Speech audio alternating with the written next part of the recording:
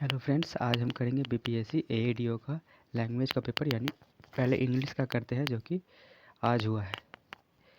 इसमें स्टार्ट करते हैं फर्स्ट से। इसमें क्या करा है? In the sentence the child laughed loudly, the word loudly is a loudly. तो इसमें पूछा है लाउडली क्या है, तो लाउडली, तो लाफ क्या है, कैसे क्या है, जोर से, कैसे जोर से। तो कैसे का जवाब आ रहा है, तो यानी एडवर्ब है ये।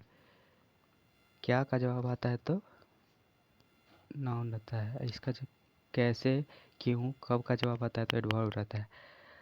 इसको पैसिव में कन्वर्ट करना है। Peoples believe that the king is a just.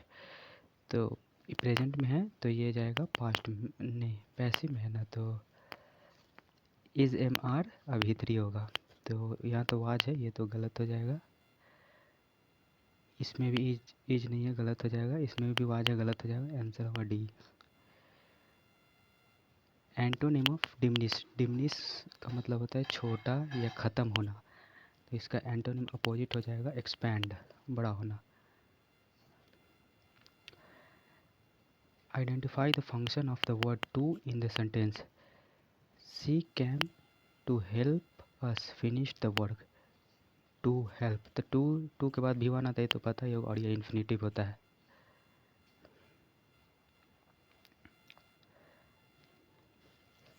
इसमें एक पोएम दिया हुआ है रविंद्रनाथ टैगोर जी का, और इसी पे क्वेश्चन है 5 से 8 तक। चलिए बनाते हैं।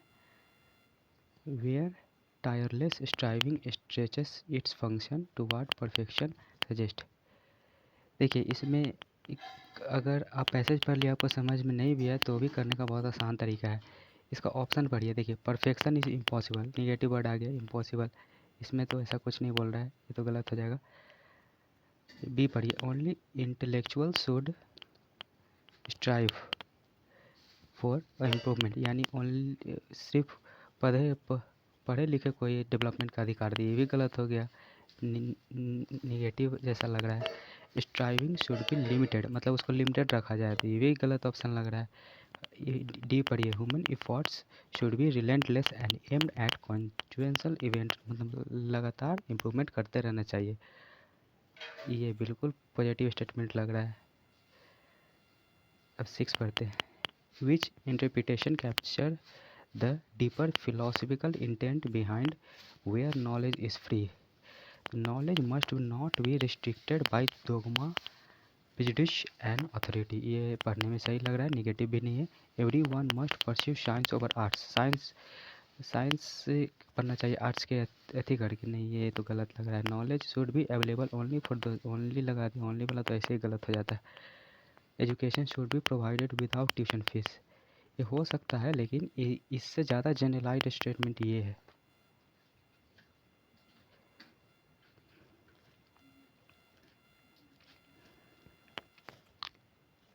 In the clear stream of reason has not lost its way into the dreary desert sand of dead habit.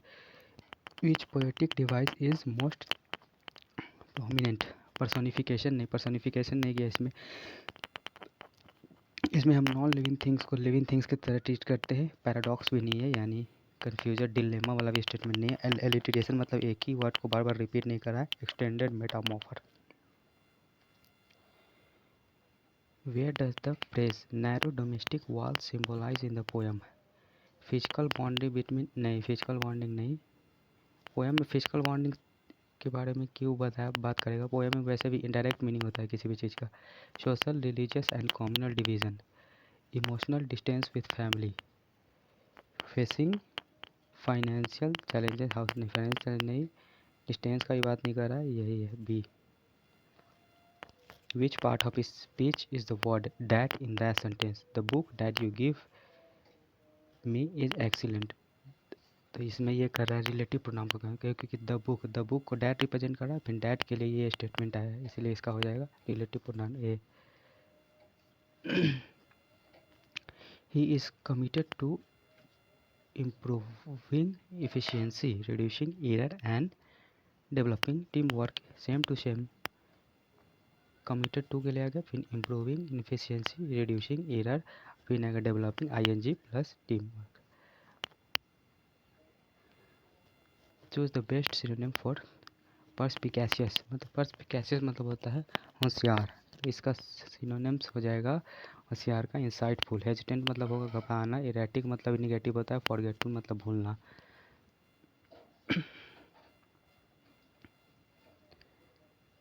Break the ice, reduce tension in a social situation. सही बात है, ये तो नहीं, क्रिएटिव प्रॉब्लम नहीं होगा, ये भी नहीं होगा। She give him a thoughtful reply.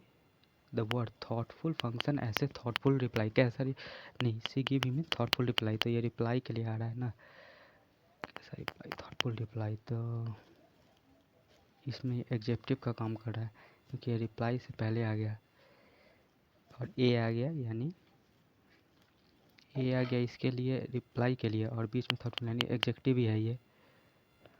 अब एक और हमारा ये दिया है, इसको पढ़ के आंसर करना है। Where cuckoo sing coos O traveller symbolise statement the natural harmony and culture sweetness of Hindustan. हाँ, ये बिल्कुल जनरलाइज लग रहा है। The harshness of rural life नहीं, द डोमिनेंस ऑफ मॉनसून नहीं, सब अजीब स्टेटमेंट है। Political unrest of the reason.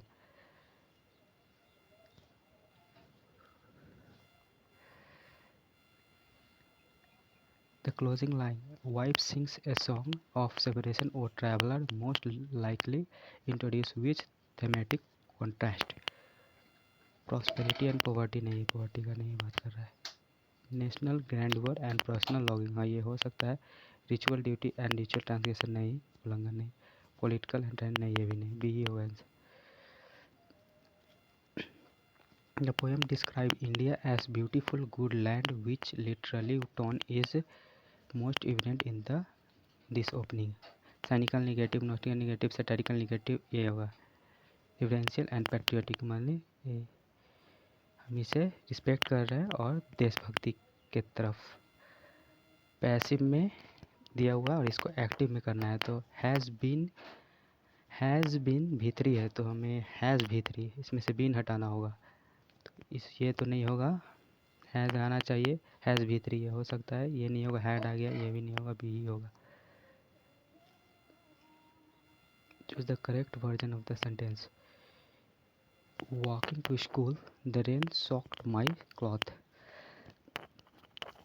Walking to school I had my, नहीं हैड क्यों होगा। As I was walking to school, my clothes were soaked by the rain. हाँ ये हो सकता है। While walking, my clothes were soaked, नहीं, ये भी नहीं होगा। While walking, my clothes were soaked. Walking to school, while my clothes were soaked. ये कैसा स्टेटमेंट है? Walking school, ये भी गलत लग रहा है। टू ही होगा इसका आंसर। एंटोनिम ऑफ ऑब्फिस्केट, ऑब्फिस्केट यानी इसका मतलब होता है निगेटिव। ऐसे आपको नहीं भी आता है तो भी आप ऑप्शन से आंसर निकाल सकते हैं। जैसे कि देखिए, कॉम्प्लिकेट मतलब ये निगेटिव लग रहा है। डिस्टॉर्ट ये भी निगेटिव लग रहा है। कॉन्सील ये भी निगेटिव, यानी क्लैरिटी, यही एगो है जो डिफरेंट टाइप का ऑप्शन है। बाकी ये तीनों ऑप्शन एक जैसा है, ये एगो डिफरेंट ऑप्शन है, तो यही आंसर हो गया। Identify the part of speech of word after in that sentence. After the storm the sky cleared. After मतलब स्ट्रॉम के बाद, यहाँ प्रीपोजिशन है और प्रीपोजिशन के बाद इसका ऑब्जेक्ट आया है, ये होगा। सिनोनिम्स ऑफ सीरीन, सीरीन मतलब होता है काल्म, शांत। ए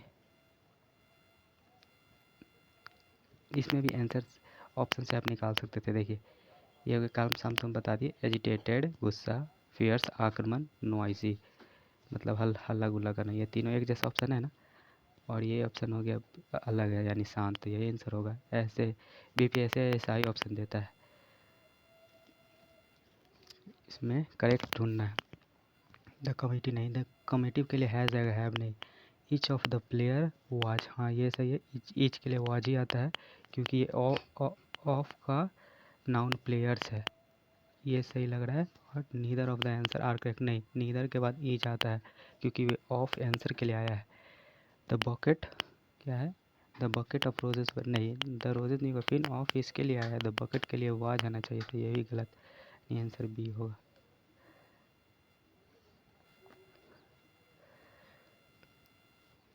he said I will help you tomorrow.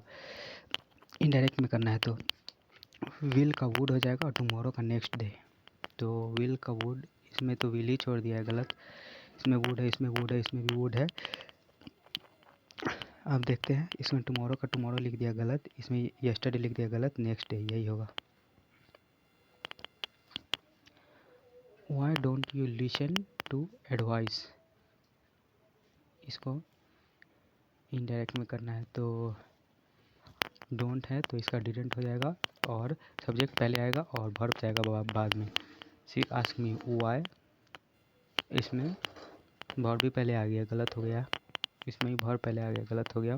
इसमें सब्जेक्ट पहले आया, वर्ब बाद में, लेकिन वाज नहीं आएगा।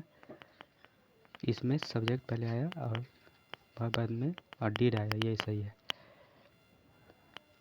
Identify the segment with the error.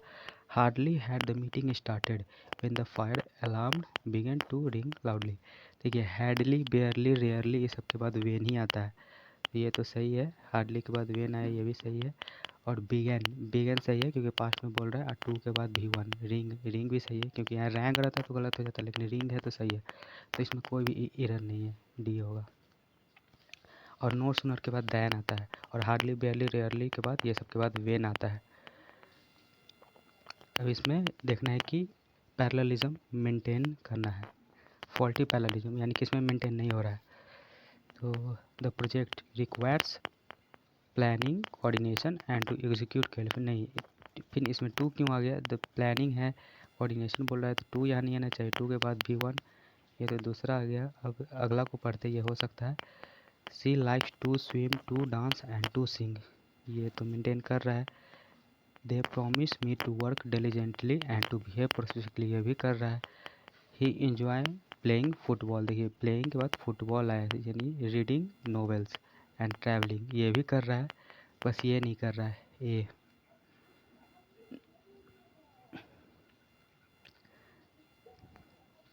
इसमें ट्रैवलिंग के बाद कोई इसीलिए नहीं आया सब्जेक्ट, क्योंकि मतलब इसके बाद वाला कि ट्रैवलिंग, देखिए रीडिंग कर रहा है तो रीडिंग नोवेल कर रहा है, प्लेइंग कर रहा है तो प्लेइंग फुटबॉल कर रहा है, लेकिन ट्रैवलिंग तो आदमी कहीं भी करता है ना। ट्रैवलिंग पढ़ना ऐसे थोड़ी ना होगा, इसीलिए ये सही है। Either the student or the teacher was होगा इसमें, क्योंकि ईदर और, नीदर, नॉर और are not only but also के बाद में बाद वाला सब्जेक्ट के हिसाब से आता है। तो बाद वाला यहाँ हो गया द टीचर, टीचर के लिए आएगा, और टीचर के लिए आएगा इज। वर्ड प्लूरल है, ई नहीं है, आर भी प्लूरल है, बी तो आएगा ही नहीं, तो आंसर हो गया बी, इज। और along with, together with, without and that, ये सब आ जाता है तो पहले वाला सब्जेक्ट के हिसाब से आता है। और इधर और, neither, not, not only but also, ये सब आ जाता है तो बाद वाला सब्जेक्ट के हिसाब से भर आता है।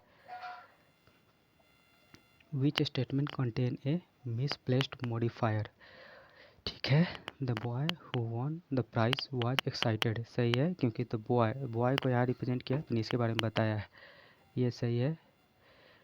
The cat sleeping on the mat look peaceful, look peaceful सही है, कैट के बारे में सोया हुआ है, फिर लुक पीसफुल लग रहा है।